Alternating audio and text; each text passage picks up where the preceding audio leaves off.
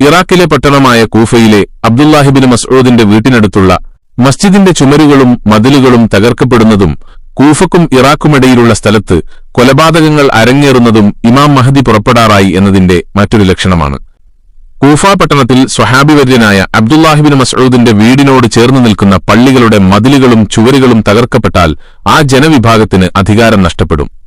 പിന്നീട് ശാമുകാർ വലിയ കുഴപ്പത്തിലകപ്പെടും. ഒരു രക്ഷയ്ക്കുവേണ്ടി അവർ മാർഗമന്വേഷിക്കും. പക്ഷെ അവർക്കത് ലഭിക്കില്ല. അതിനുശേഷം കൂഫാക്കും ഹിറാക്കുമിടയിൽ കൊലപാതകങ്ങൾ നടക്കും. അതും കഴിഞ്ഞാണ് ഇമാം മഹദി രംഗത്ത് വരിക. അത്യധികം കുഴപ്പങ്ങൾ നിറഞ്ഞ ഒരു ഘട്ടത്തിലായിരിക്കും ഇമാം മഹദി നിയുക്തനാവുക എന്നതിന് വേറെയും നബിവചനങ്ങൾ തെളിവായുണ്ട്.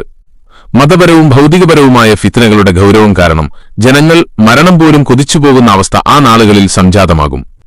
നിരാശയും പ്രയാസവും മനോവിഷമവുമെല്ലാം കാരണം വിശ്വാസികൾ ആകെ മനസ്സ് തകർന്നിരിക്കുന്ന ഒരു പ്രത്യേക സാഹചര്യത്തിലാണ് ശാന്തിയുടെയും സമാധാനത്തിന്റെയും ദൂതുമായി പ്രതീക്ഷയുടെ തീർച്ചനാളവുമായി ഇമാം മഹദി രംഗത്ത് വരിക.